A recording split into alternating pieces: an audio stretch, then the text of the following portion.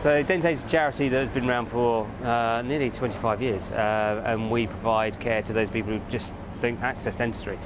Initially we started off providing overseas equipment and sending things out overseas, and the last 3-4 years we've started working heavily in the UK.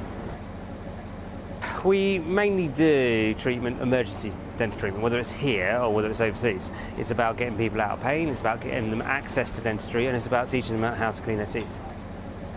So today we're at the Salvation Army, and they've got a Rush Sleepers Initiative here, and so we work with them. They provide food, and what we find is that a lot of people where food has been provided, they've normally got a group of patients that are not seeing dentists and are in pain, and so we provide them with that support. We might have somebody who is a rough sleeper, serial rough sleeper, lots of other issues going on, and we know that we're going to be the only dentist that they're going to see, and they're going to come and see us when they're in pain, and they're going to come and see us, and if they don't see us, they'll turn to drugs or alcohol, and so what we try and do is we know we can see those, we'll keep on going back, and we make sure we've got a long-term funding plan for them.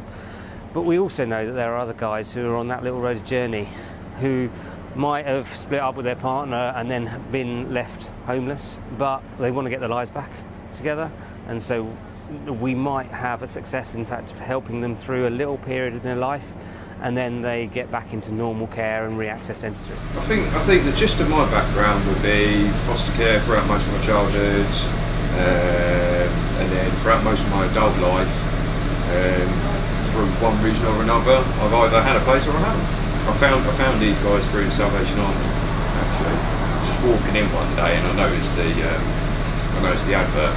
So I thought, there you go then. I've got an issue with my teeth. Hopefully they might be able to sort it out for me.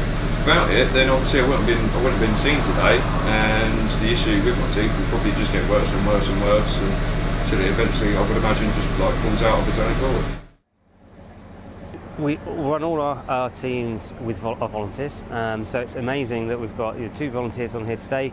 We normally have 2 to 3 volunteers per clinic, and then a member of Dentaid staff, and they give up their time, give up their day, and we ask to just say 1 day a month as a commitment, as a regular commitment, because then you need to know how the lorry works and how the clinics work, and you get to know the patients, a bit like a normal dental surgery, and so people commit to coming on here, and we're being asked to do more and more clinics, so we need more and more volunteers, and it gives something back. It's non-pressurised.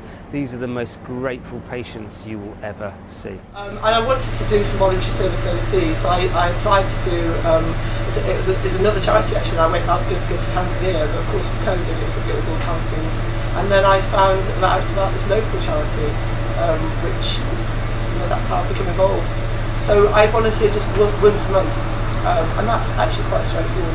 It's kind of easy for me, and it's only 12 miles away from where I live, so it's fine.